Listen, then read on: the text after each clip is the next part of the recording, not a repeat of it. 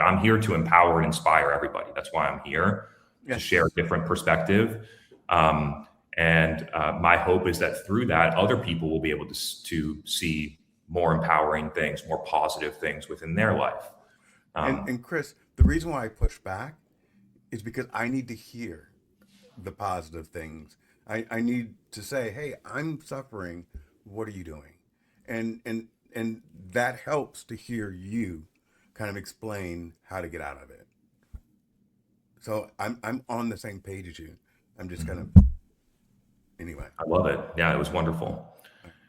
Now, when we think about the topic of manifestation, the first step is to define, what does it actually mean?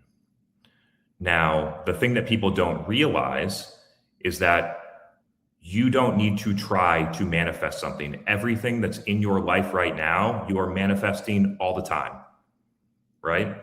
Just like what you mentioned before about the chaos and the things, you are manifesting that through where you put your attention and things like that.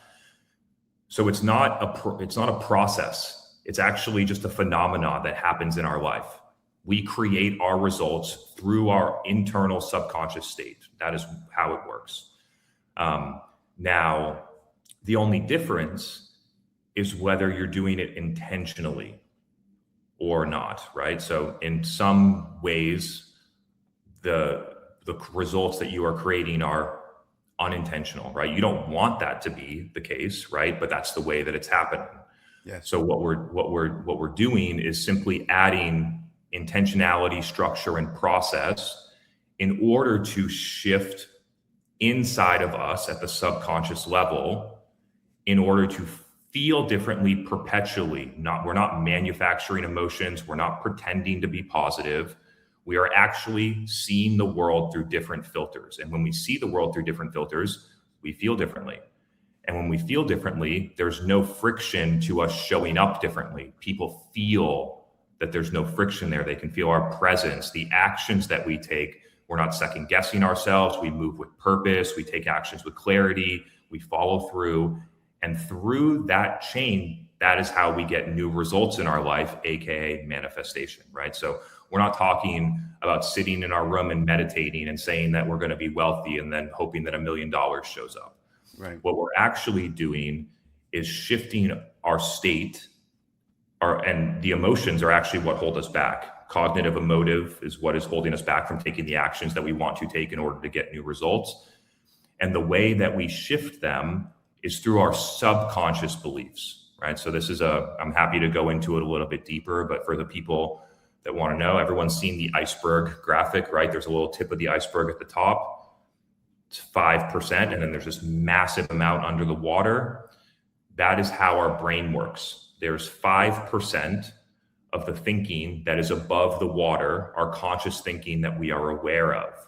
And 95% of it is below the water, meaning that we are not aware of it, either because we haven't looked for it, or most likely because we assume it's a fact. And when we assume it's a fact, we do not challenge it. It's a rule that we live by, right? So for instance, you sort of talked about the chaos that was going on in the world as if it was a fact, right? Right. I see it as an interpretation, not a fact. Okay. So I'm happy to go a little bit deeper on that because there were some terms, and I'd love to explain it so people have some ways to actually use it. But Absolutely. Yeah, Can I share something with you? I'd love to. I happen to be a diabetic, so I'm going to put you on the screen real quick because what that means is that I have to use the restroom more than most people. So, Cool. so I'm going to put you on the screen. Go into it. I'll be back in Do your thing. I'll chop 2 it up. seconds. Can't wait till you get back. Love it. All right, man. All right, y'all. Here we are. We're going off the cuff. So if anyone wants to talk about a specific topic or question, you can just drop it in the chat. I'll take it real quick. I'm going to read through, and we will see where we go here.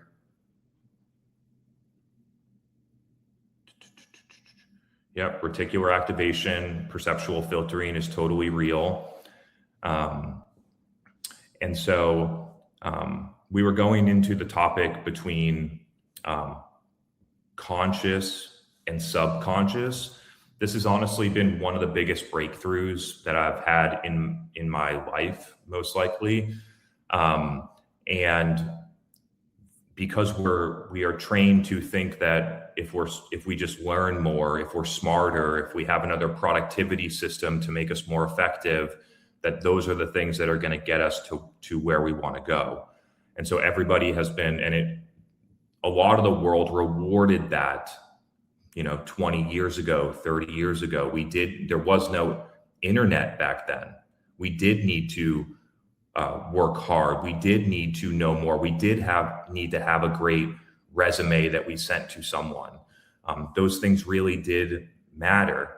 Now, the things that have shifted, and I think this is why, because a lot of the advice we get about living our life and being successful comes from very credible, successful people, but they happen to be credible and successful in the 70s, 80s, and 90s. And the path to being successful and what has changed in the world since that time is totally different. Globalization, social media, remote work, artificial intelligence.